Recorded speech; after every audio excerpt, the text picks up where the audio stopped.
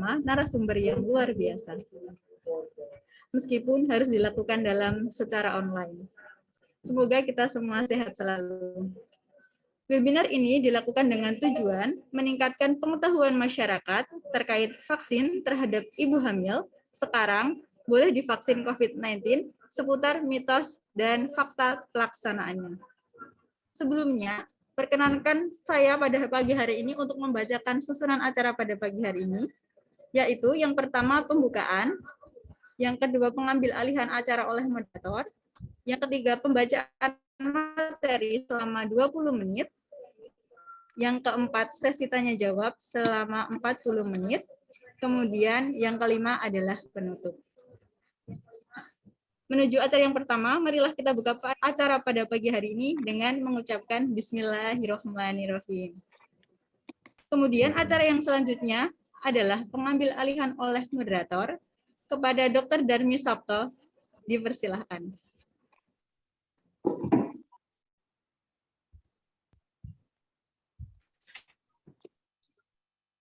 Assalamualaikum warahmatullahi wabarakatuh. Waalaikumsalam. Selamat pagi, salam sehat, bahagia, berlimpahan rezeki untuk kita semua. Selamat pagi, Dokter Hud. Pagi, Bu Darmi. Pagi semua, sehat semua, salam sehat. Selamat pagi, Dokter Iren dan teman-teman semuanya, tim PKRS dan semua para peserta yang lagi bisa hadir di sini menikmati Zoominar untuk awam ya. Hari ini luar biasa atas berkah Allah Subhanahu wa taala kita bisa berkumpul di sini. Tidak lupa pula sholawat dan salam untuk junjungan Nabi besar Muhammad Shallallahu Alaihi Wasallam. Kita perkenalkan dulu dengan dokter yang luar biasa kita, Dokter Hud. Dokter Hud ini adalah Dokter Muhammad Hud Suhargono, adalah spesialis obgyn dan dia adalah konsultan. Jadi kalau konsultan itu biasanya keliling kemana-mana, Bapak Ibu, ya keliling kemana-mana sebagai konsultan. Beliau ada di rumah sakit Bangil ini sebagai kepala instalasi maternal, juga sebagai tim mitigasi pusat, gitu dokter ya, juga tim mitigasi di Jawa Timur. Beliau adalah lulusan dari UNER ya dokter ya. Berapa? Ya. Alumni UNER. Dan beliau adalah konsultan melanjutkan sekolah lagi sebagai konsultan. Hari ini beliau akan memberikan materi mengenai ibu hamil sekarang boleh vaksin COVID-19 apa enggak gitu ya sebetulnya ya. Banyak yang bertanya seperti itu Dokter Hud. Iya, betul. Saya kemarin tuh dapat SMS, WA gitu ya. Acara ini belum dimulain, tapi saya kan sudah pasang nih flyernya. Jadi banyak tanya, Bu kakak saya begini, boleh nggak? Bu kakak saya habis vaksin, tapi ini hamil, bagaimana gitu? Iya. Ya. Apakah yang vaksin kedua boleh gitu? Ya. Jadi macam-macam habis sakit gitu loh dokter. Nanti mungkin ada yang mau bertanya di season terakhir ya. Dan ada nanti jangan lupa teman-teman ikutin terus karena ada gimmick emas ya, emas seberat 0,025 ya dari kita. Nah nanti ada gimmick dokter setiap Zoominar untuk awam sekarang biar lebih menarik, teman-teman juga lebih berilmu ya nanti semuanya. Bapak Ibu semuanya silakan, Dokter Hud juga kami persilakan untuk memberikan materinya. Monggo Dokter Hud. Mulai ya. Matur nuwun. Kesempatannya Bismillahirrahmanirrahim. Assalamualaikum warahmatullahi wabarakatuh. Alhamdulillah. Allahumma sholli ala Sayyidina Muhammad wa ala ali Sayyidina Muhammad. Kama sholaita ala Ibrahim wa ala ali Sayyidina Ibrahim wa barik ala Muhammad wa ala ali Sayyidina Muhammad kama barakta ala Ibrahim wa ala ali Sayyidina Ibrahim fil alamin innaka Hamidum Majid. Amma ba'du. Alhamdulillah pada pagi hari ini bisa kelihatan ceria ya ini kalau sudah lihat Bu Darmi dan teman-teman ini selalu semangat ya, luar biasa walaupun dalam kondisi pandemi. Bu Darmi juga penyintas ya kalau nggak salah juga ya. Saya pada awal pandemi dulu ya. Iya, dan kebetulan saya juga penyintas juga di second wave-nya di serangan kedua pandemi dan Alhamdulillah sudah sembuh, ya. Berkat dari juga Alhamdulillah. dirawat di Bangil dan ternyata luar biasa perawatan di sana. Saya merasakan sendiri bagaimana teman-teman di Rumah Sakit Bangil sangat sigap, ya, sangat responsif sehingga sangat membantu pemulihan dari teman-teman yang pasien-pasien yang sedang sakit di sana. Pada kesempatan pagi hari ini momen yang luar biasa. Jadi santai aja ya Bu ya, santai aja. Rasanya memang ini nanti ada banyak pertanyaan begitu, diskusi, dan ini bukan acara ilmiah, jadi ya santai, ya. Jadi berharap nanti banyak masukan dari ibu-ibu, banyak pertanyaan sehingga nanti bisa bermanfaat acara pada pagi hari ini. Saya izin share ya, mungkin lebih mudahnya kalau saya share.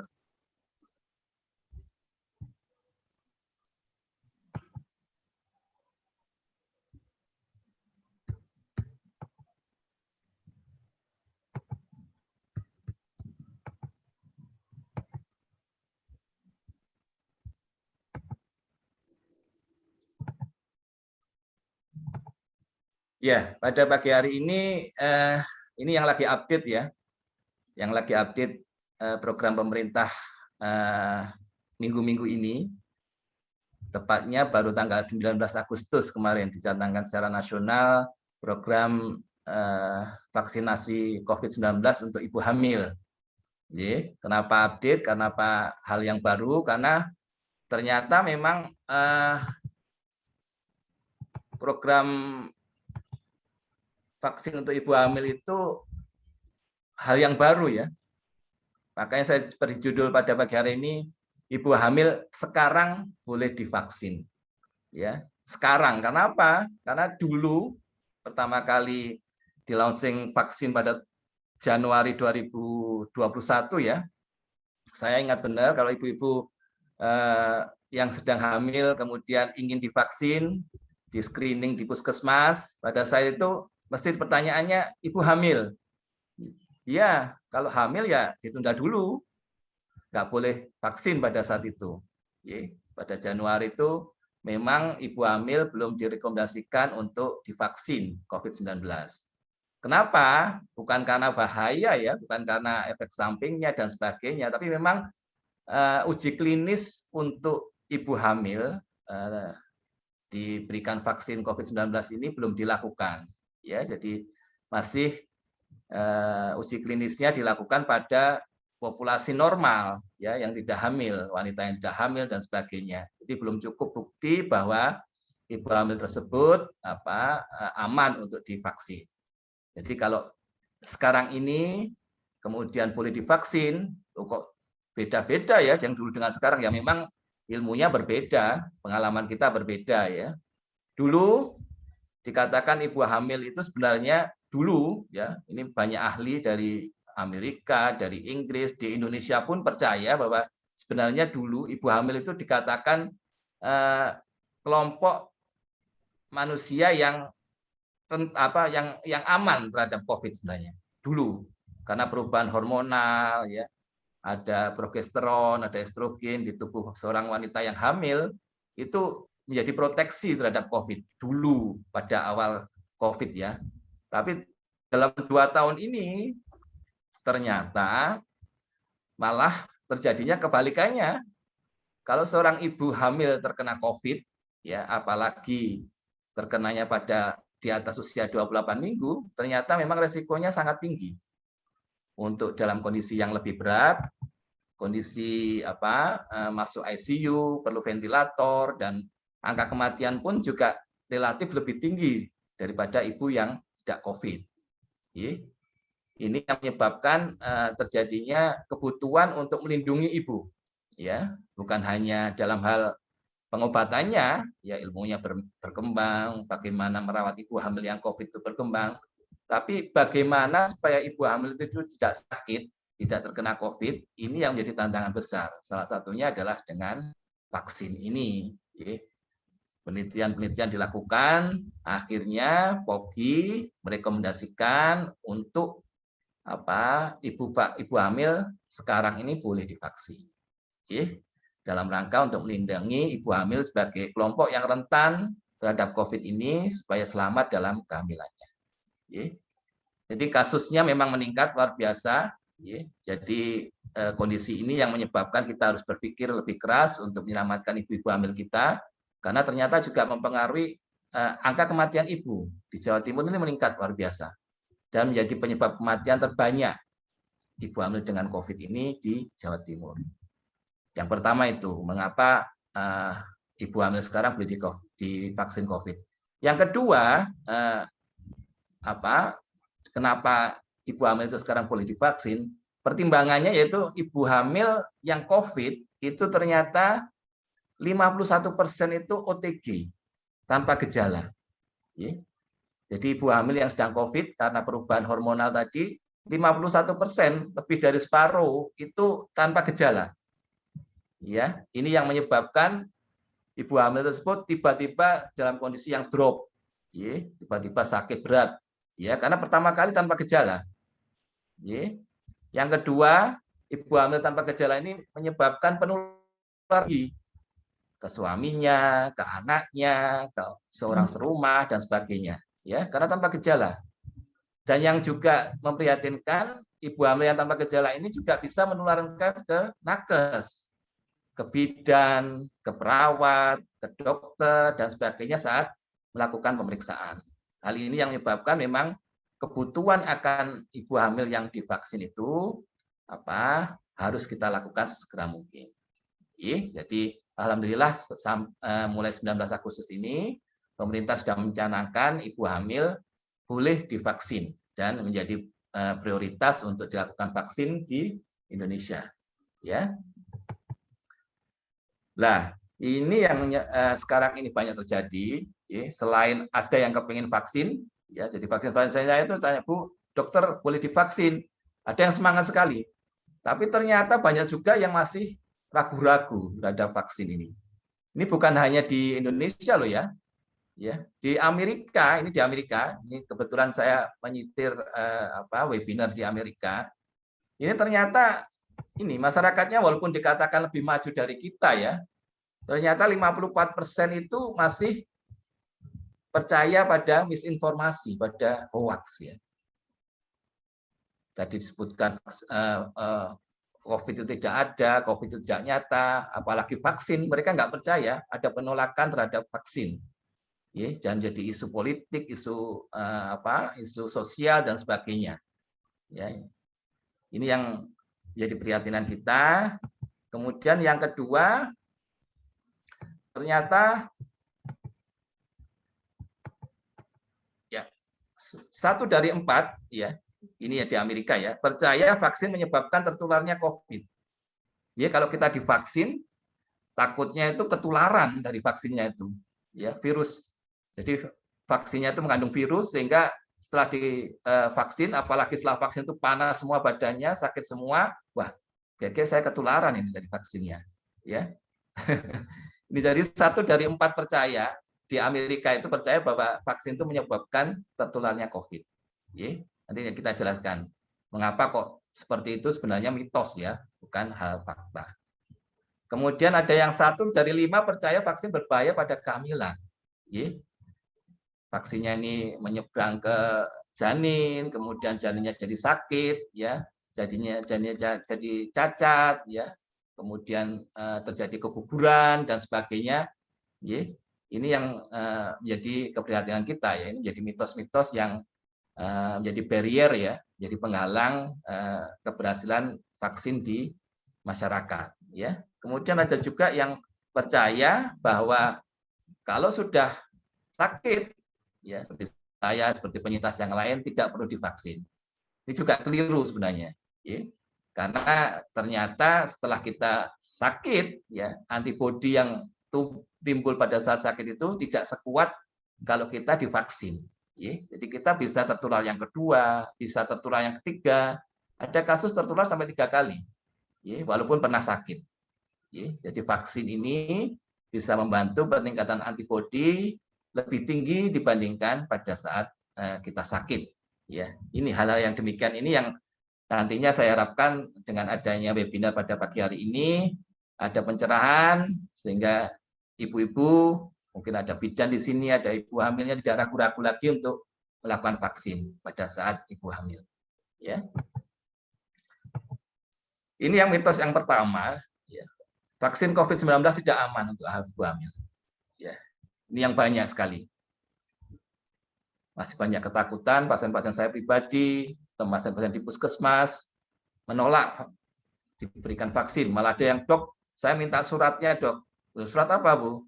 Surat saya sedang hamil dan saya tidak mau divaksin. Ini yang jadi perhatian kita ya. Jadi, minta surat untuk tidak divaksin, malah lebih kebalikannya lagi. Jadi ternyata ini mitos atau fakta ya. Ternyata hal tersebut salah ya. Faktanya ya. Ini setelah dilakukan uji klinis ya. Uji klinis yang dilakukan banyak vaksin ya, ada yang platformnya mRNA, ada yang platformnya dengan virus yang dimatikan dan sebagainya. Ini ternyata aman untuk ibu hamil ya. Sudah cukup populasi yang dicoba dan hasilnya aman untuk ibu hamil. Ya. Jadi yang disuntikkan itu bukan virusnya, ya. Yang disuntikkan pada saat vaksin itu bukan virus, ibu-ibu.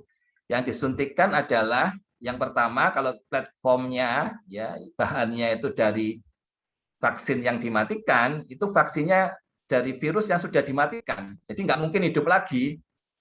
Ya, jadi virus yang dimatikan itu disuntikkan ke ibu, kemudian virus itu mRNA-nya akan menyebabkan timbulnya antibodi pertahanan dari tubuh, ada sel memori di sana yang digerakkan oleh antigen tadi dari virus yang dimatikan tadi, ini akan menyebabkan punya imunitas yang cukup. Bila ada virus COVID masuk ke tubuh, akan langsung diserang, akan dimatikan oleh sel-sel antibodi yang dibentuk oleh vaksin yang sudah disuntikan tadi. Jadi kalau virusnya vaksinnya platformnya virus yang dimatikan seperti itu, jadi tidak berbahaya, tidak akan hidup lagi virusnya. Apalagi yang vaksin-vaksin yang dibuat dari bagian dari partikel-partikel virus. Ini sudah sangat canggih ya. Ada yang diambil cuma RNA-nya, ya genetiknya, kode genetiknya itu diambil dari virusnya. Jadi virus itu kecilnya segitu, masih bisa diambil RNA-nya, bagian dari virus antigennya, genetiknya, itu yang disuntikkan ke ibu. Sudah cukup untuk membuat antibodinya tumbuh untuk menyerang sel-sel virus yang nantinya datang. Jadi partikelnya, ada lagi yang diambil dari spike-nya, dari ujung-ujung virusnya. Ini lebih canggih lagi. Ada yang mRNA-nya itu dimasukkan ke adenovirus. Jadi di assembling begitu, jadi dimasukkan ke virus yang lain, adenovirus itu virus influenza biasa yang tidak mematikan, itu yang disuntikkan ke ibu. Yang ini akan menimbulkan antibodi terhadap COVID-19. Misalnya AstraZeneca. Ya, jadi kalau ibu-ibu ada yang disuntik AstraZeneca, itu platformnya dibuatnya dari virus, tapi bukan virusnya, mRNA-nya itu dimasukkan ke adenovirus. Adenovirus itu virus yang lain. Ini yang disuntikkan ke ibu, ya, virus yang sudah dimatikan. Ya, jadi hal-hal tersebut yang menyebabkan secara klinis, secara uji klinis bahwa ibu hamil dan masyarakat tidak perlu takut untuk disuntikkan vaksin COVID-19. Dan ternyata memang resikonya memang sama dengan kondisi ibu hamil biasa. Jadi angka kegugurannya sama, ibu hamil yang disuntik dengan ibu hamil yang tidak disuntik, itu angka kegugurannya sama. Jadi tidak berbeda, tidak bermakna. Jadi vaksin itu dipastikan bukan penyebab dari kegugurannya misalnya. Ya, ini yang menyebabkan jangan ragu-ragu untuk melakukan vaksin di saat hamil. Ya. Kemudian ada mitos yang kedua, vaksin COVID-19 menularkan virus ke ibu dan bayi. Ini, ya. Jadi vaksinnya kemudian membawa virusnya. Virusnya itu bukan hanya menyerang ibunya, tapi menyerang bayinya. Ya, kenyataannya tidak demikian sebenarnya. Jadi COVID-19 itu bukan virus yang dimasukkan, bukan virus hidup, virus mati. Virus matinya ini akan menghasilkan antibodi pertahanan tubuh pada ibu yang disuntikan. Keuntungannya antibodinya ini, ya, antibodi dari ibu, hal yang positif tadi, itu bisa disalurkan, ditransfer ke bayinya. Ya. Jadi bukan membahayakan kalau kita suntik vaksin untuk ibu hamil, malah menguntungkan.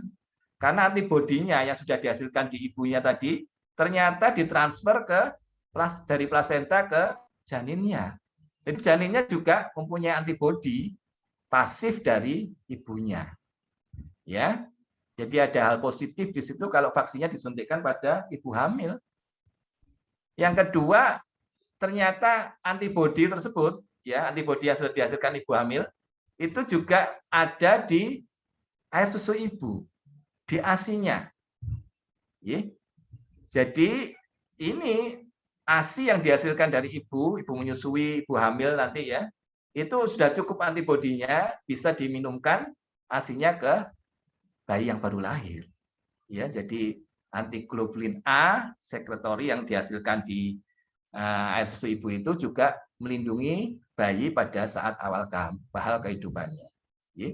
Jadi bukan hal yang negatif, malah hal yang positif yang didapatkan bila vaksin itu disuntikan ke ibu yang sedang hamil. Jadi satu dapat dua gitu ya. Buy one get two, ya ibunya dan bayinya. Kalau ibu-ibu pergi ke mall untuk belanja, ya satu dapat dua. Jadi jangan khawatir kalau ibunya disuntik malah anaknya juga terlindungi, bayinya. Ya. Ini mitos yang ketiga seperti ini. Vaksin COVID-19 tidak aman diberikan saat awal kehamilan. Ya. Loh, kenapa Pak Dokter? Seperti ini. Ya karena kenapa kok dilarang ya ibu hamil 12 minggu kok nggak boleh disuntik? Ya kan? Kalau tindak ke puskesmas, kalau belum 12 minggu sebaiknya ditunda sampai 12 minggu baru disuntik vaksin. Ya. Bukan karena itu dilarangnya, ya. Apalagi kalau misalnya ini ada pertanyaan, bagaimana kalau saat diberikan vaksin COVID-19 tidak tahu kalau sedang hamil? Banyak ini. Jadi pernah disuntik sebelum hamil, ketahuan hamil, dok saya sudah disuntik Sinovac sebelumnya, kemudian 2 minggu kok telat saya tes positif. Ya, apakah aman bayi saya? Ya, ternyata aman, ya, tidak apa-apa. Disuntikkan pada awal kehamilan tidak ada efek teratogenik yang menyebabkan kelainan kongenital, ya, tidak ada efek seperti itu, jadi jangan khawatir ibu-ibu. Yang kedua, bila sudah disuntik sebelum ketahuan hamil, ya, kenapa kok ditunda sampai 13 minggu? Tidak sesuai jadwalnya 1 bulan. Ya, ya karena memang program pemerintah, jadi setelah disuntik pada awal, kemudian diulangnya booster itu pada setelah 13 minggu. Bukan 2 minggu atau 4 minggu setelah disuntik. Ya, kenapa? Ini pertimbangannya banyak. Ya, kenapa Indonesia memakai suntikan baru dimulai setelah 12 minggu. Yang pertama masalah logistik. Ya, masalah ketersediaan vaksin. Jadi vaksinnya ini belum cukup jumlahnya sehingga bisa dibayangkan ya Bu ya, bila disuntiknya pada awal kehamilan, kemudian 1 bulan disuntik lagi boosternya, itu baru 1 bulan 2 bulan umur kehamilannya.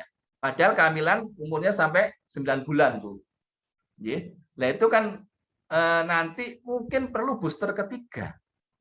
Kenapa? Karena setelah suntikan pertama kedua itu antibodinya turun. 6-8 bulan itu antibodinya turun.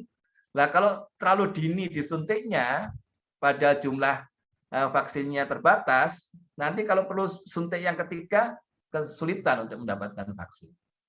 Jadi pertimbangan itu sehingga 12 minggu sampai 33 minggu dilakukan vaksin pada ibu hamil di Indonesia dengan harapan ibu hamilnya lebih selamat pada saat nanti di atas trimester 3 pada saat sangat-sangat berisiko tinggi kalau terkena COVID. Jadi aman, jangan khawatir kalau sebelum 12 minggu sudah dilakukan vaksin. Kemudian ini tadi ibu menyusui sebaiknya menunda vaksin. Ya, salah ya, ini bukan fakta. Karena vaksin COVID-19 aman untuk ibu hamil.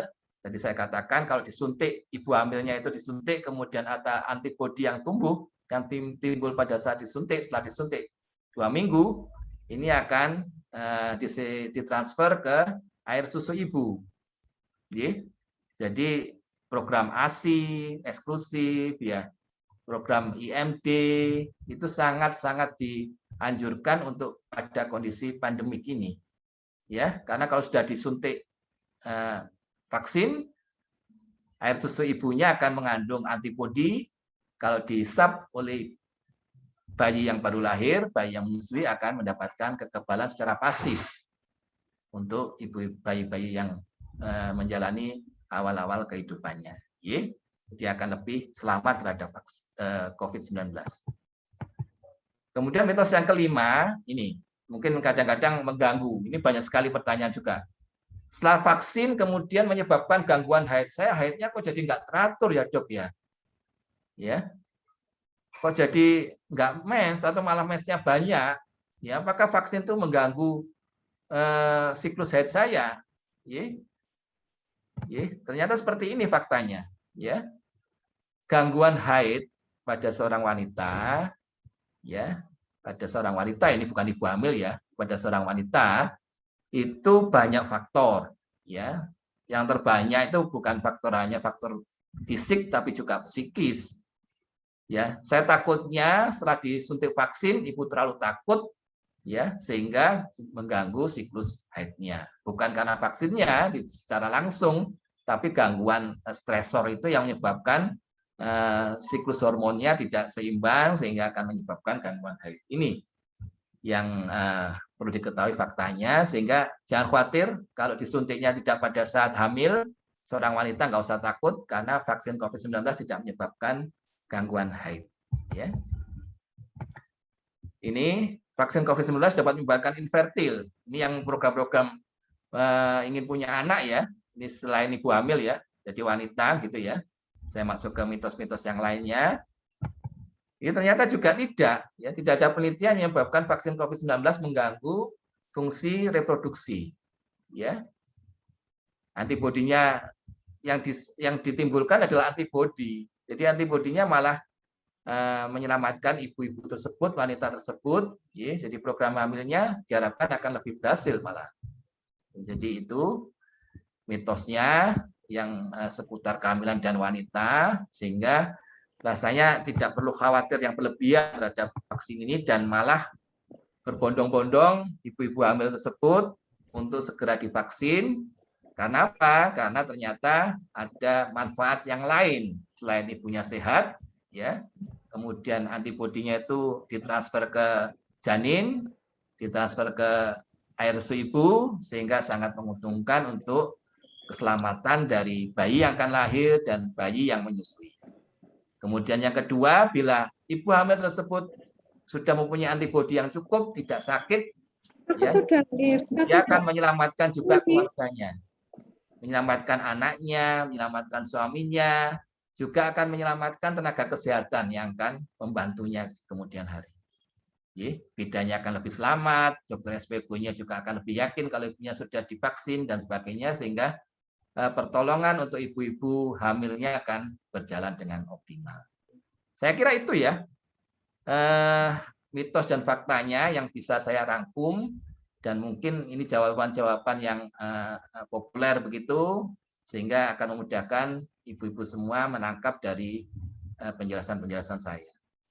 Demikian Bu Darmi, Dr. Darmi.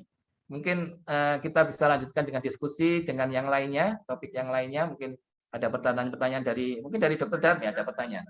Silakan. Saya nanti kalau tanya dulu dokter, kasihan pesertanya mau dapat hadiah juga. Saya yang dapat hadiah nanti. Ya, monggo, silakan kalau ada yang tanya. Jadi dikasih monggo, kesempatan.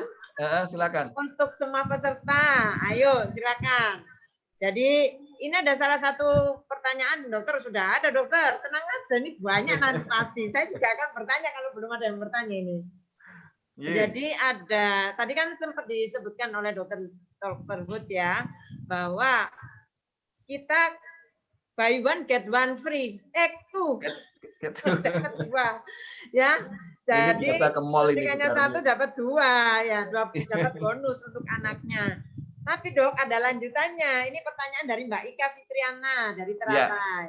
Jadi dilanjutkan. Artinya sampai kapan sih antibodi yang terbentuk di dalam tubuh ibu yang bertahan itu berapa lama gitu dokter? Karena tadi juga sempat disinggung yang tadi ya dokter.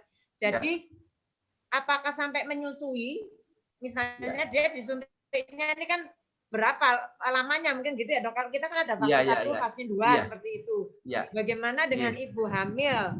Ya, ketika divaksin mungkin trimester perlu yang ketiga gitu ya, Bu, keempat atau 5 ya. Ya, jadi monggo dokter dilanjutkan dari pertanyaan kita. Iya, ini pertanyaan menarik ya, dan memang vaksin ini adalah vaksin COVID ya terutama ya, vaksin COVID-19 ini adalah hal yang baru di dunia medis, di dunia pelayanan kesehatan ya.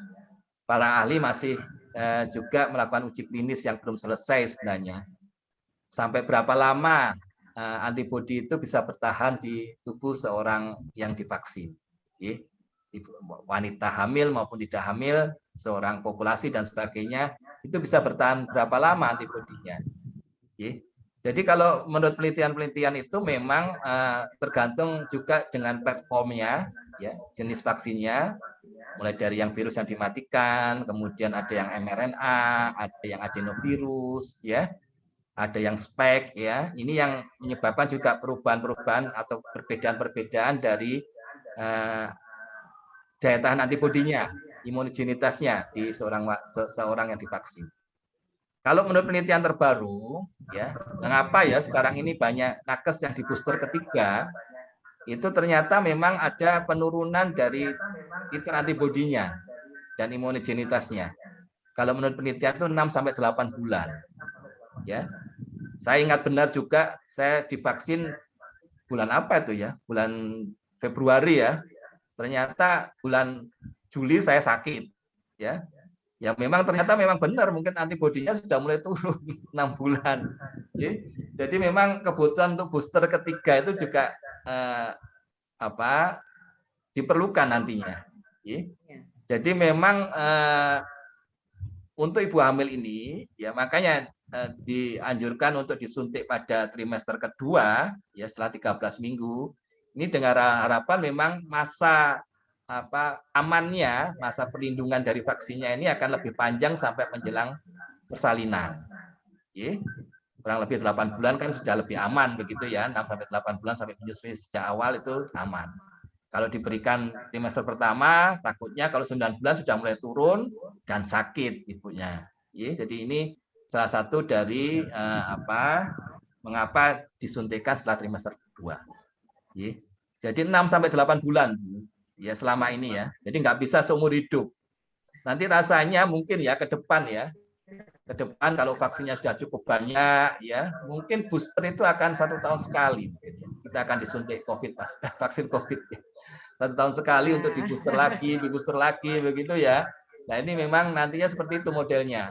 Ya, jadi nggak bisa ini karena virusnya ini jenisnya RNA. Ya, ini lebih sederhana sebenarnya, tapi mematikan. Jenis virusnya itu RNA.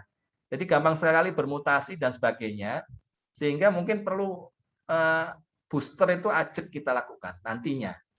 Ya, makanya sekarang ini pemerintah memberikan booster ketiga untuk nakes.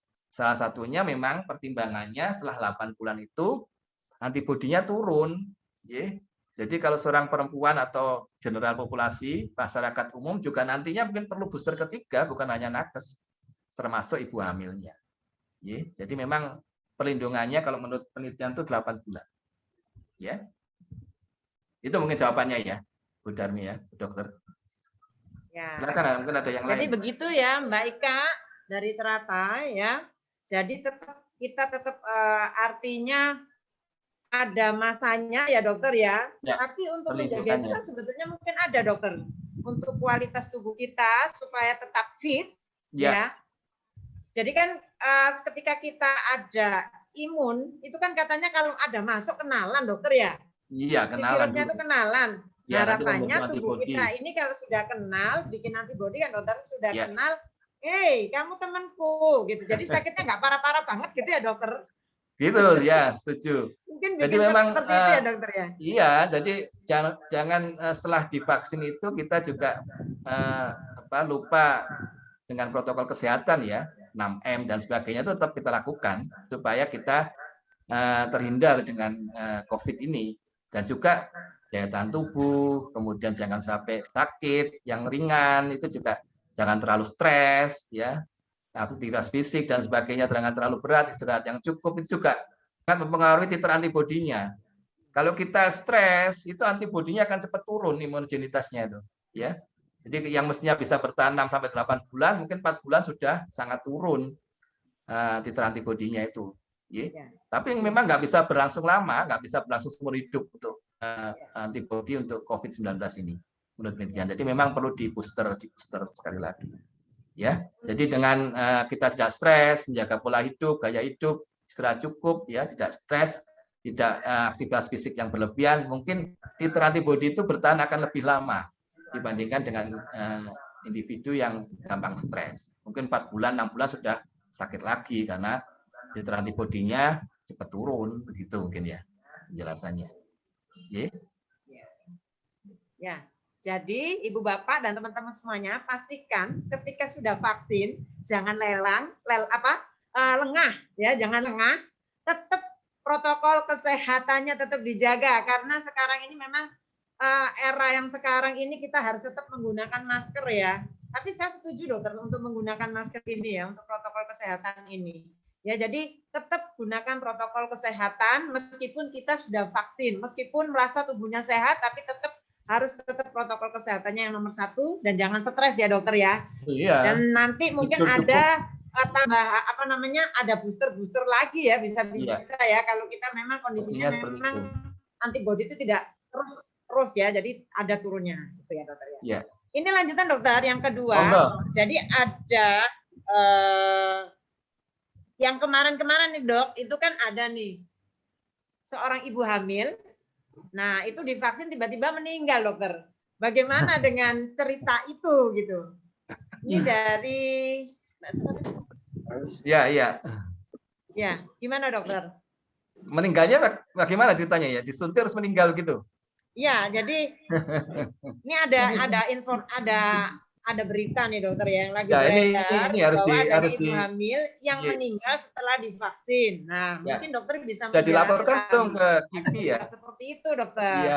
Iya, ini banyak faktor ya kematiannya ya. Mungkin kita harus telusuri lebih lanjut apakah ini dipastikan hoax atau bukan. Jadi salah satunya juga nanti kita dikira menyebar hoax ini.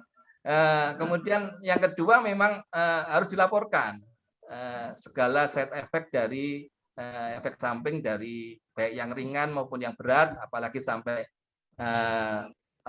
perlu rawat inap dan sebagainya, ke KIPI, ada ITAGI yang memonitor terus ya untuk kondisi seperti ini. Kalau menurut penelitian ya, menurut laporan dari KIPI Indonesia ya, ITAGI Indonesia, itu tidak ada ya penyebab dari vaksin yang secara langsung menyebabkan kematian. Sampai sekarang belum ada setelah ditelusuri. Jadi kalau memang ada riwayat anafilaksis shock, ya bisa juga terjadi. Ya, mungkin anafilaksis shock kalau memang terjadi mendadak ya. Jadi apapun yang disuntikkan bukan hanya vaksin ya. Kalau ibu tersebut ada memang riwayat alergi yang berat ya pada sesuatu hal ya, antigen, suntikan, obat dan sebagainya, ya bisa terjadi bukan hanya vaksin, terjadinya anafilaktik shock yang tiba-tiba ya. Angkanya sangat rendah anafilaktik shock untuk vaksin ini. Jadi bukan vaksinnya sebenarnya yang menyebabkan shock anafilaktik, tapi mungkin adjuvannya, regimen yang di dalam vaksin. Ya, ini yang menyebabkan reaksi alergi yang berlebihan yang bisa menyebabkan anafilaktik shock pada teorinya. Ya kalau memang seperti itu ya harus kita siapkan. Ya kalau memang langsung anafilaktik shock, tenaga kesehatannya, fasilitas kesehatan yang menyuntik ya harus punya terapi tata laksana untuk shock. Ya, makanya jangan disuntik di sembarang tempat ya. Suntikan ya harusnya di fasilitas kesehatan yang siap apabila terjadi kasus gawat darurat sampai shock. Semua suntikan ya bisa terjadi anafilaktik shock. Jadi harus dipastikan dulu. Untuk kasus-kasus seperti ini harus dipastikan dengan melaporkan ke KIPI, nanti kan harus ada harus penyelidikan, penelitian dan sebagainya. Jangan disebarkan dulu hal-hal yang sifatnya masih mendua atau meniga ya, yang belum pasti sehingga nantinya akan timbul masyarakat itu ragu-ragu terhadap vaksin. Kalau shock ya bisa aja semua, suntik apapun minum obat juga bisa sewaktu-waktu shock. Kalau lihat ceritanya mungkin anafilaktik shock atau yang lain saya juga belum pasti kondisinya bagaimana. Tapi menurut penelitian secara global ya, secara global ini hanya 8 sampai 10 kasus anafilaktik shock dari 1 juta yang disuntik. Jadi sangat rendah sebenarnya. Kalau menurut penelitian. Jadi nggak terlalu khawatirnya. Tapi memang tetap bisa terjadi dan fasilitas kesehatan harus siap untuk terlaksana darurat untuk anafilaktik shock. Saya kira itu ya jawaban saya. Oke, Mbak Putri Maulidia ya, mungkin sudah terjawab ya tadi ya. Jadi jangan keburu-buru berita hoaknya dilihat dulu. Nanti habis meninggalnya bukan langsung habis divaksin, ternyata beberapa bulan kemudian nggak tahu kena sakit apa. Jadi harus disaring dulu nggih dokter ya, informasi yang nanti menyudutkan bahwa vaksin ini bisa menyebabkan meninggal. Biasanya kan di masyarakat ada yang menarik juga dari ceritanya KIPI ini banyak yang menarik juga, Bu. Ada yang disuntik tiba-tiba lumpuh. Ada. Ya, sampai Dokter Gatot di Jatim datang ke sana. Ditanyai kenapa sampai seperti itu. Saya takut luar biasa. Ada yang seperti itu. Ya setelah didatangi Dokter Gatot ya sudah sembuh, bisa jalan.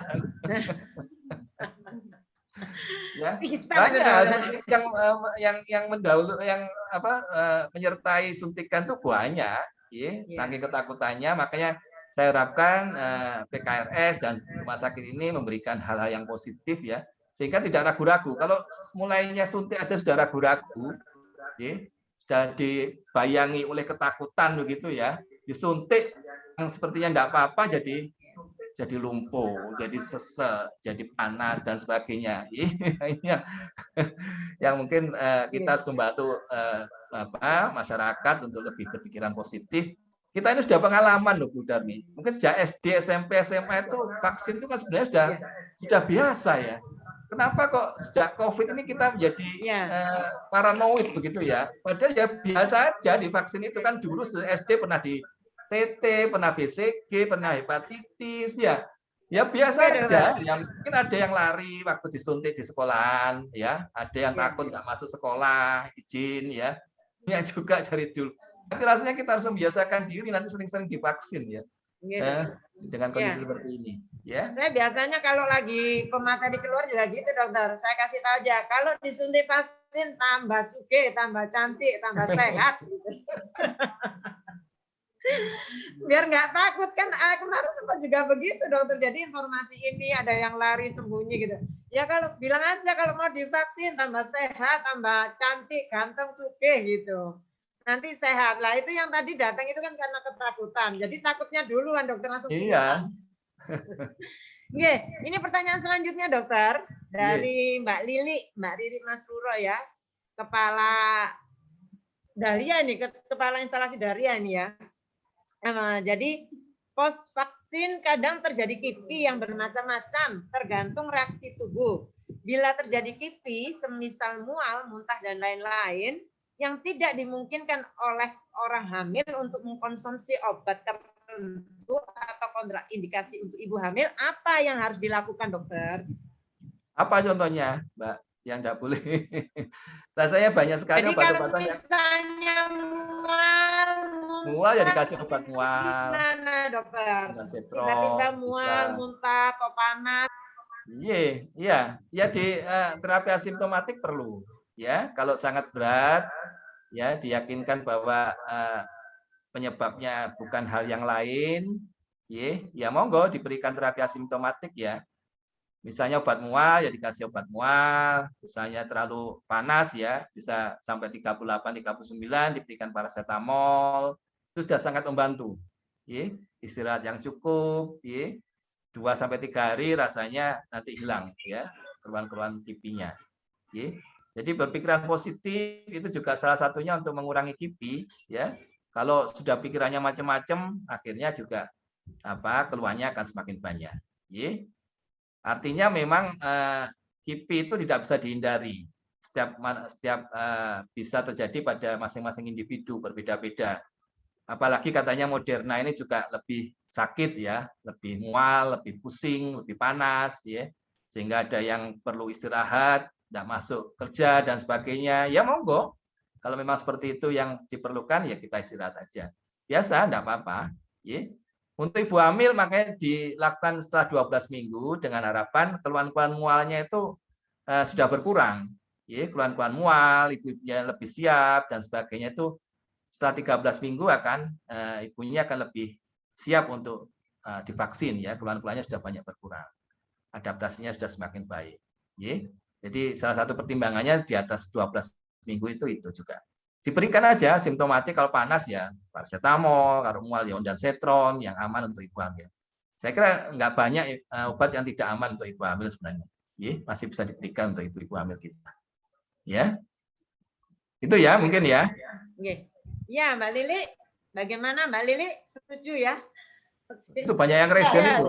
Ya, bahwa teman-teman yang lagi ada KIPI atau ada reaksi setelah vaksin, mual muntah yang ibu hamil ya atau panas, boleh dikasih obat simptomatik. Tapi saran saya tetap berkonsul dengan tempat kesehatan, layanan kesehatan atau dokter yang memberikan vaksinasi ya dokter ya, biar nanti nggak beli sendiri di pasaran gitu loh dokter maksud saya.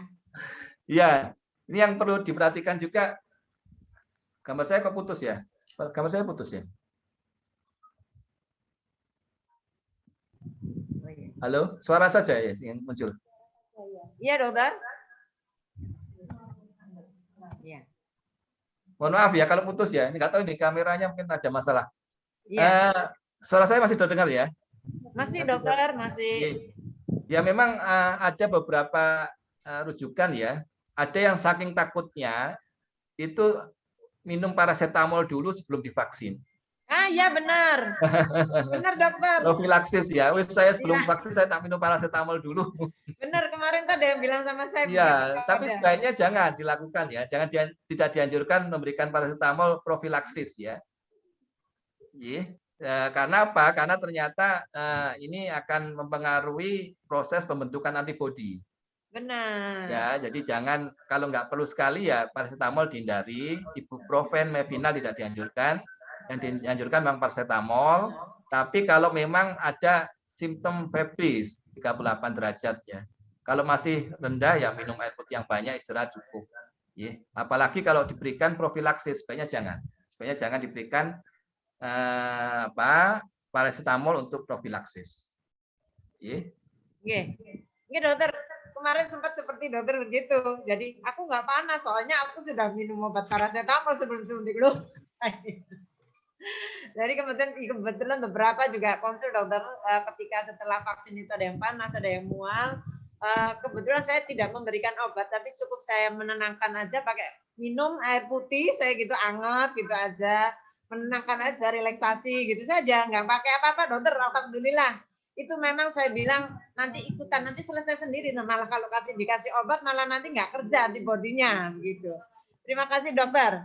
Ini lanjutan dari Mbak Musrina. Assalamualaikum. Izin bertanya dokter, untuk ibu hamil yang mempunyai indikasi PEB, ya, plasenta previa dan lain-lain yang dalam pengobatan, apa bisa melakukan vaksin dokter? Monggo dokter Ruth. Iya. Ini gambarnya hilang ya. Tidak apa-apa ya sementara ya. Tidak apa-apa dokter.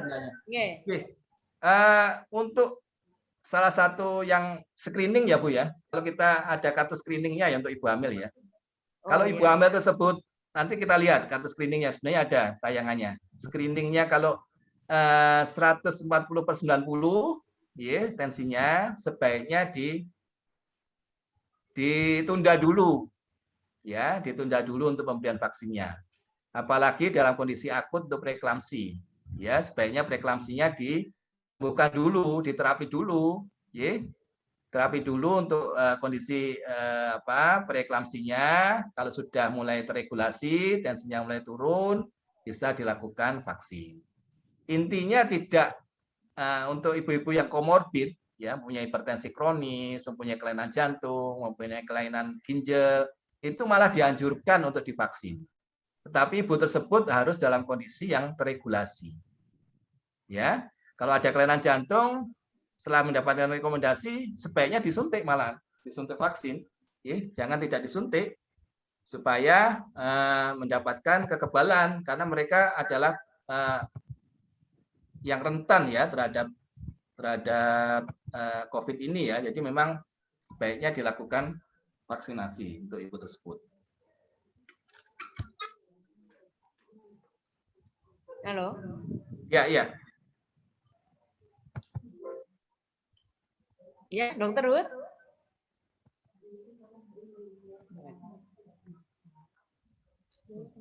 Ya. Kamarnya nggak jelas ya. Sorry nih, kameranya kok agak bermasalah. Itu jawaban. Jadi kalau sedang dalam kondisi akut, preeklamsia berat, memang tidak dianjurkan, ditunda dulu sampai kondisinya mereda. Diterapi preeklamsia beratnya dulu. Setelah mungkin ada PB yang PR atau yang PB-nya, ya PB-nya jangan diberikan dulu, harus diselesaikan dulu preeklamsinya, kondisi akutnya. Ya, ada di screeningnya, ada sebenarnya, screeningnya ada, di screening, kartu screening untuk pemberian vaksin untuk ibu hamil.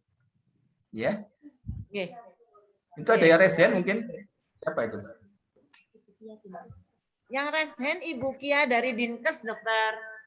Langsung Iya, bertanya ke Dokter, nggih. Ya. Mohon izin. Silakan, Bu. Ibu Kia, Ibu KIA Dinkes, Ibu KIA ya ini. KIA, Dok. Ini Bu Kia apa Bu KIA toh? KIA, Dok. Oh, KIA. Assalamualaikum. Ibu KIA, bukan namanya ya, Bu ya? Bukan namanya ya. Nanti kalau namanya satu orang aja, tapi kalau KIA Oh iya, mantap. Silakan. Selamat siang, Dokter. Siang, Bu. Ini saya perbaiki dulu itunya, fotonya kok nggak kelihatan.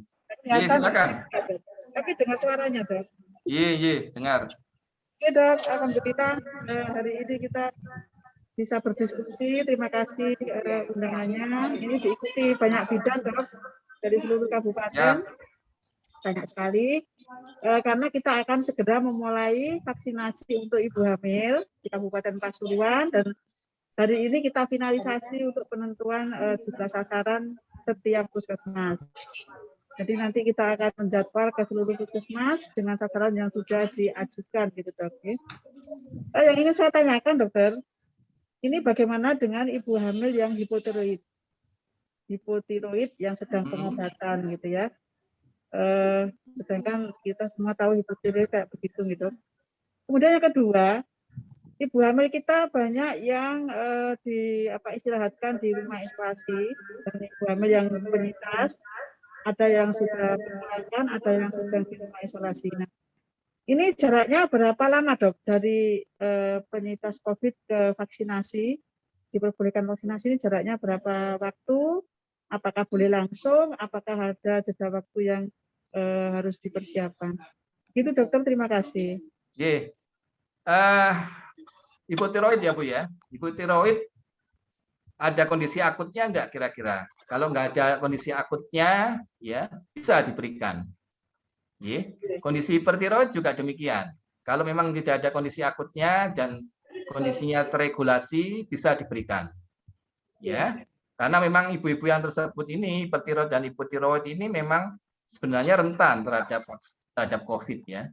Jadi memang harus berkoordinasi dengan sejawat penyakit dalam untuk kondisi terregulasinya atau tidak. Kalau selama sudah terregulasi dengan obat-obatan, bisa diberikan vaksin COVID. Karena memang dia termasuk kelompok risiko tinggi, rentan. Itu jawabannya ya. Jadi hipertiroid, kondisi lupus, dengan steroid dan sebagainya itu bisa, malah dianjurkan diberikan. Lupus boleh ya, Dok? Boleh. Pokoknya dia terregulasi dengan steroid dan sebagainya, dosis rendah bisa diberikan. Malah dianjurkan diberikan pada pasien-pasien lupus. Ya, tadi juga untuk yang ibu penyintas ya tetap semua penyintas 3 bulan. Oh, 3 bulan. Ya, tetap 3 bulan. Semua penyintas tetap 3 bulan baru diberikan vaksin. Semua, bukan hanya ibu hamil. Ini disamakan semua, ibu hamil dan masyarakat yang penyintas sebaiknya 3 bulan baru diberikan vaksin COVID ya. Itu kira-kira jawabannya ya. Ya, berarti ini kalau dia sedang sedang di isoman, usia kehamilannya sudah sekitar 34 minggu, berarti sampai dengan persalinan belum vaksin ya? Ya kan sudah punya antibodi Bu sebenarnya. Penyintas sudah cukup antibodinya. Oh gitu. Iya. Asumsinya antibodinya sudah cukup tinggi setelah dia sakit. Kalau 34 minggu, 2 minggu kemudian masih sangat tinggi untuk sebagai imunogenitasnya ya. Tidak perlu. Ya. Kemudian lagi Dok, ini kan di dalam penentuan usia kehamilan kan trimester 2 sudah boleh vaksinasi. Kalau diprediksi nanti antibodinya itu masih belum cukup. Trimester 2 sudah cukup, Bu. Kalau 13 minggu disuntik, cukup. Jadi kalau sudah dihitung 13 minggu disuntik, kemudian 2 minggu 1 bulan disuntik, dia akan mempunyai antibodi sampai 6-8 bulan sampai persalinan. Jadi insya Allah sudah cukup sampai persalinan, sampai ASI memberikan ASI eksklusif. ASI eksklusif masih mencukupi ya Dok? Cukup, ya masih cukup. Makanya kita memang Indonesia masih memakai yang di atas 12 minggu. Dengan harapan sampai proses melahirkan dan ASI masih cukup antibodi untuk ibu dan bayinya.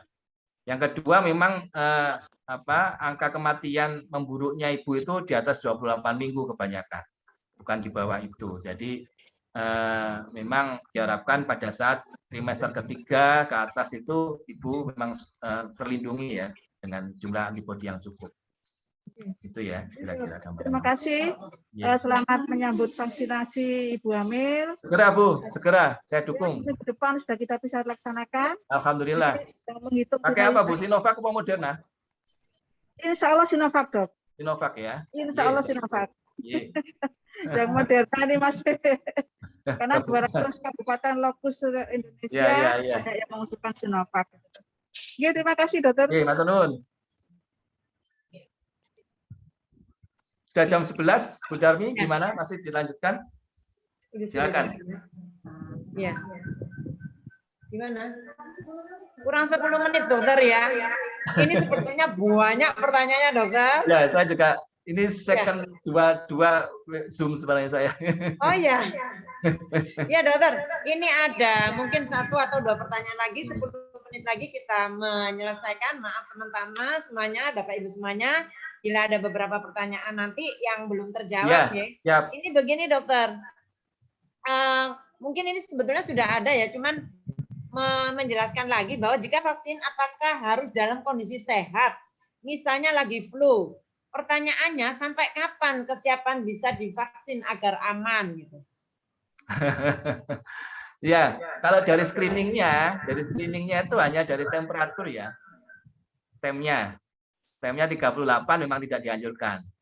38 ke atas tidak dianjurkan untuk divaksin. Jadi memang flu dan sebagainya itu ya memang relatif ya. Kalau memang panas yang berkepanjangan, ada batuk pileknya, dia COVID. Ya, kalau seperti itu ya tes antigen dulu. Takutnya kalau memang dia COVID beneran dia, nggak usah divaksin sudah sakit COVID. Kalau seperti itu ya memang dalam kondisi pandemik ini ya harus dipastikan bahwa ada batuk, pilek, flu. Saya banyak pasien saya ibu-ibu hamil, Dok saya kok batuk pilek ya habis praktek kemarin. Loh, iya kemarin belum itu? Iya 2 hari kemudian batuk pilek panas ternyata COVID. Ya, jadi saya waktu meriksa juga nggak tahu kalau dia COVID ternyata. Ya seperti itu banyak. Jadi kalau memang ada keluhan yang memanjang sampai 3 hari badan sakit semua, takutnya kalau memang COVID ya sebaiknya periksa antigen dulu. Ya, kalau seperti itu. Tapi kalau hanya panas 38, screeningnya 38 memang dianjurkan tidak divaksin dulu sampai benar-benar dipastikan panasnya kenapa. Ya. Kalau ada Iya, panasnya, dipastikan dulu panasnya itu penyebabnya apa. Kalau memang bukan COVID, karena takut, karena kurang minum, dan sebagainya, ya bisa dilakukan vaksin, karena sudah membaik lagi. Iya. Itu ya, prinsipnya seperti itu. Jangan sampai yang sudah COVID divaksin. Nah, itu apa dampaknya, dokter? Misalnya Ya kalau sedang sakit di COVID, ya divaksin jadi ya kan nanti nggak akan. periksa ya, dokter ya? Iya, ya kalau memang pada saat sakit kita lakukan itu nanti sangat berlebihan ya, tidak dianjurkan pada saat memang masih sakit kondisi akut kita berikan vaksin ya secara teoritis akan memperburuk kondisinya. Kalau memang sedang sakit berat ya. Ya, jadi untuk ibu hamil dan masyarakat, Bapak Ibu semuanya, sebetulnya syaratnya memang harus benar kondisi sehat ya, dokter ya. Ya. Dan dipastikan, misalnya flu, batuk, pilek itu harus dipastikan. Ini COVID apa bukan? Takutnya tiba-tiba kita tahu kejadian yang nggak diinginkan ya sebetulnya memperburuk tadi. Bukan karena vaksinnya sebetulnya, tapi dia sudah sakit. Iya, memang sedang sakit sebetulnya. Nah, ini harus hati-hati Bapak Ibu semuanya. Ya. Oke, dokter. Ini satu lagi ya, dokter ya. Mungkin yang saya ambil ini yang sekarang banyak sekali macam-macam vaksin. Ada Moderna, Pfizer, mungkin ya Sinovac dan lain-lain itu ya. Apakah vaksin tersebut memiliki perbedaan yang signifikan atau punya kriteria tertentu? Begitu, dokter mungkin. Iya. Ya memang dengan majunya teknologi ya, ini pilihan vaksin luar biasa banyaknya. Ya, kalau dulu saya waktu hepatitis dan sebagainya itu kan pilihannya ya satu itu. Tapi sekarang ini dengan banyaknya teknologi ini bermacam-macam. Ada yang dari virus yang dimatikan, ada yang mRNA, ada yang adenovirus, ada yang spike dan sebagainya. Pilihannya luar biasa. Dan sekarang ini memang masih jumlahnya sangat terbatas untuk berbagai macam platform itu. Jadi pilihannya ya nggak banyak, ya. Artinya ya kalau sudah bisa memilih, kalau seperti di Australia gitu, ada teman saya di Australia datang ke rumah sakit, ada pilihan di situ, ada Sinovac, ada Pfizer, Anda yang milih yang mana, monggo. Tapi kalau sekarang ini masih belum cukup kita ya. Jadi ya apa adanya, paling tidak kita mempunyai perlindungan terhadap COVID dulu. Kalau ada Sinovac ya Sinovac aja, enggak apa dipakai. Pfizer ada Pfizer, pas ada Pfizer ya Pfizer, AstraZeneca semuanya aman. Yang penting itu. Ya memang platformnya beda-beda dengan hasil yang imaginitasnya yang memang berbeda-beda. Karena memang tergantung dari jenis platformnya dan juga tergantung dari individu yang disuntik sebenarnya. Ya, itu. Jadi kalau kita bisa memilih ya monggo dipilih menurut keperluan kita. Tapi intinya memang semuanya aman dan kalau kita tidak memilih ya lebih baik yang ada itu kita manfaatkan sebaik-baiknya. Sementara itu ya dalam kondisi yang memang masih sangat tidak cukup ya. Kita gambarannya ya Bu Darmi, Bu Dokter, Indonesia itu 180 juta harus divaksin. 180 juta dari 260 juta. Ini luar biasa angkanya ya. Iya. Nah, kalau mencukupi seperti itu ya memang butuh waktu yang luar biasa panjang ya. Jadi kita nggak bisa memilih sementara ini dan memang perlindungan dari vaksin yang kita ada, yang tersedia itu yang sudah cukup memadai untuk kita. Ya memang berbeda-beda imunogenitasnya. Dan itu tergantung dari platformnya. Ya. Sementara itu jawaban saya ya mungkin. Bu Dokter. Ya. Sudah cukup ya?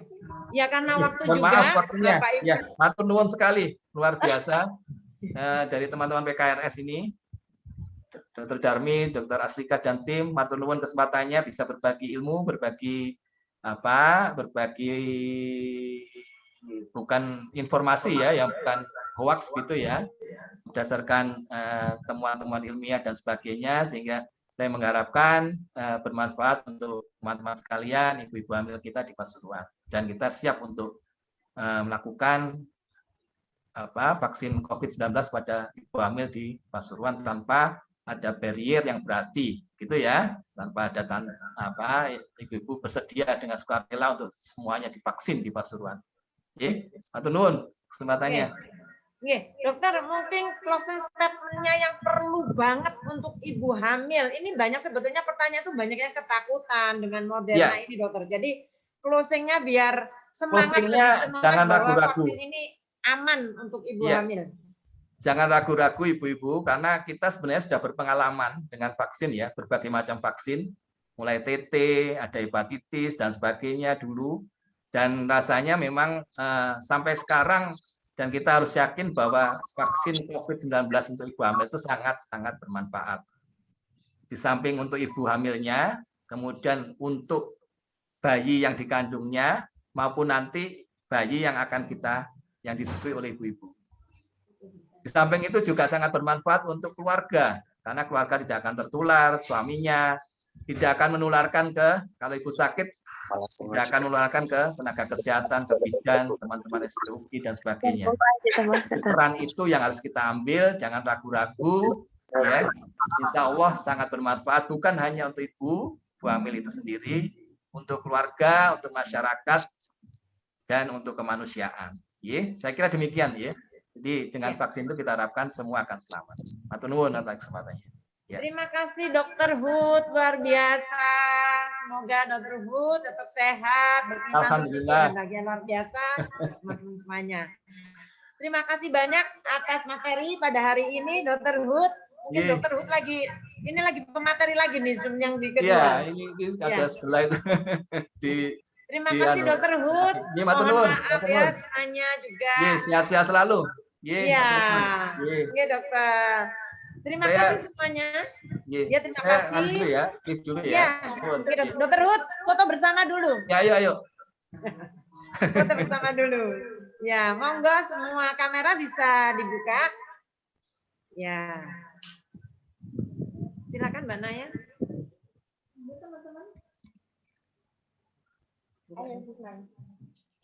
Buka kameranya semuanya. Dihitung nanti, dihitung. Monggo yang belum di-open kameranya.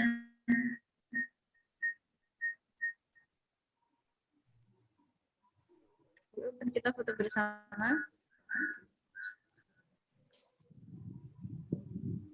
Mbak Naya. Oke, Mbak Naya. Saya hitung ya. 1, 2, 3.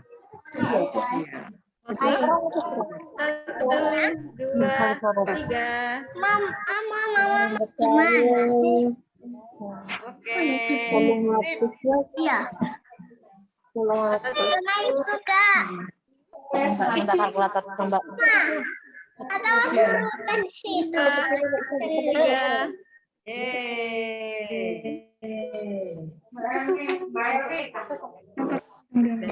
Ini Nggak boleh dipegang.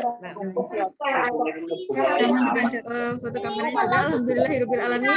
Kita telah sampai di penghujung acara. Untuk teman-teman semuanya atau rekan-rekan semuanya, jangan dimatikan dulu untuk kameranya, atau jangan keluar grup dahulu, karena akan ada pengumuman tentang sertifikat dan Mama ini nanti mati ininya, Mama masih belum boleh. Terima kasih kepada narasumber, moderator, serta para peserta yang telah menyimak acara ini dari awal sampai dengan akhir acara. Dan setelah ini akan ada link absensi ya Mbak. Jadi ada link absensi di kolom chat untuk teman-teman atau rekan-rekan semua. Monggo diisi link absensinya untuk mendapatkan sertifikat yang nanti akan diberikan di akhir acara. Akan diberikan yang akan di-share di grup yang sudah teman-teman masuk di dalamnya. Jadi teman-teman yang belum bergabung di grup yang untuk acara hari ini, silakan juga hubungi admin yang ada di kolom chat. Jadi di situ ada nomor admin untuk teman-teman bisa bergabung di grup, diisi absensinya, dan nanti akan ada dapat sertifikat yang linknya juga akan di-share di grup WhatsApp tersebut.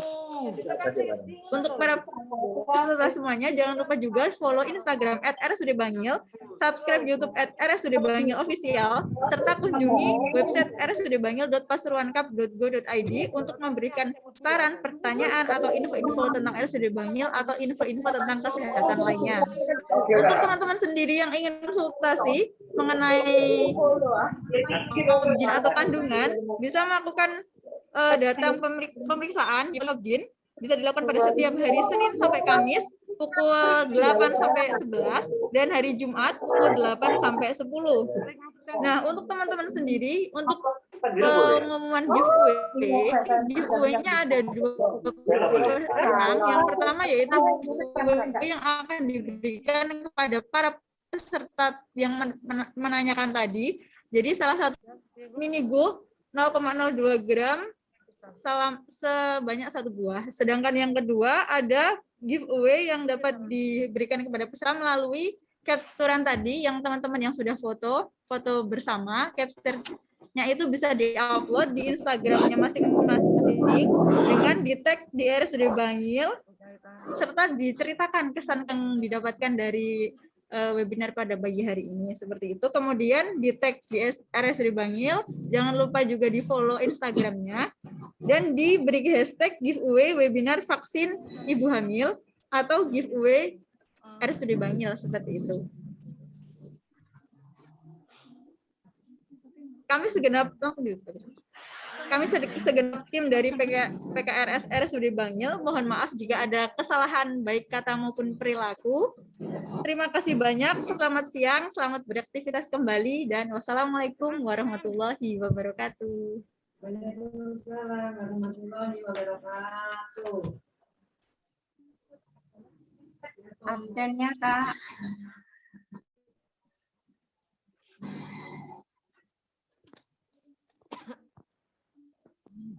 Aku nggak bisa absen. Kita kan ya.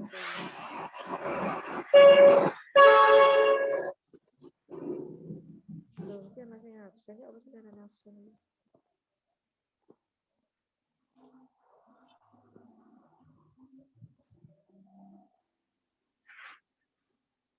Adminnya iki ya, Dek.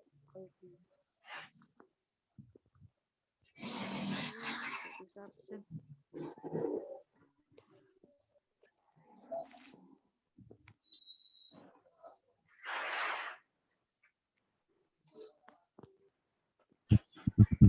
Link absennya belum dibagi.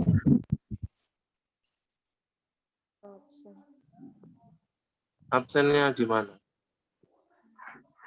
Absennya kemana iki Kaisa absennya?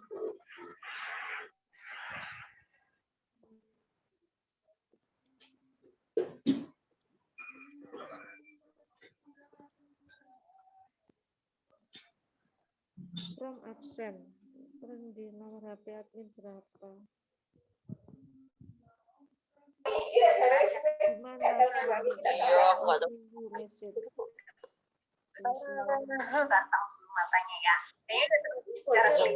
Rekam absennya ya.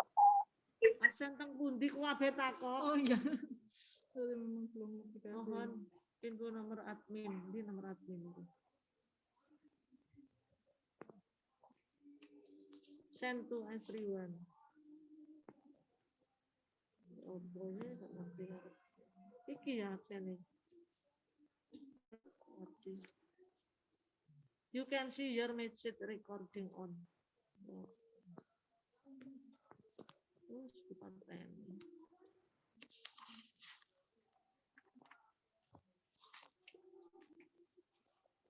Aku mesti mlebu klinik Safa.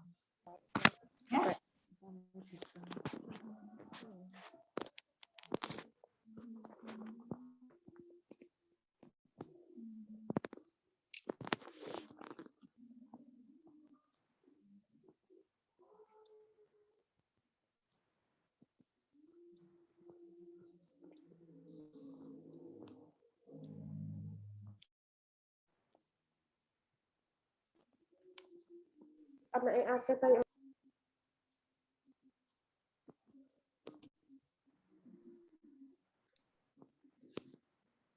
Ya, apa sih ini? Saya katakan dibaca melalui buku.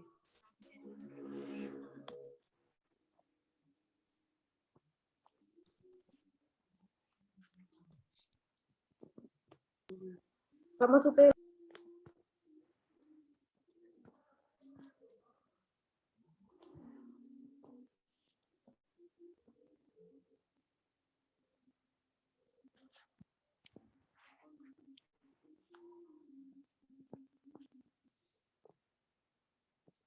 link daftar hadir. Ini Dek, link daftar hadir. Oh, ini. Terus mau ngene ku bahas-bahas itu loh seperti gini omongan. Ya aku kok kadani ini loh Kak salah. Saya nih loh, di absen ya. Yang mau memberi tahu. Karena gede. Iya. Iya, kan lek lama gak masalah. Tapi Itu di mana ya durung mari.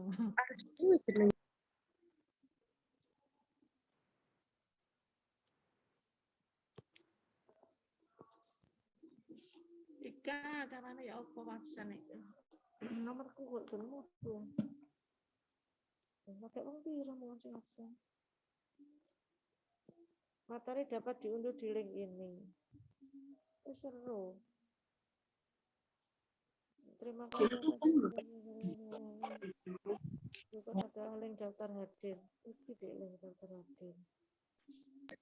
Loh, kok ini? Oh, anak mau gak bisa ini aku berarti dek. Masih ngerti. Email. Ibu resik.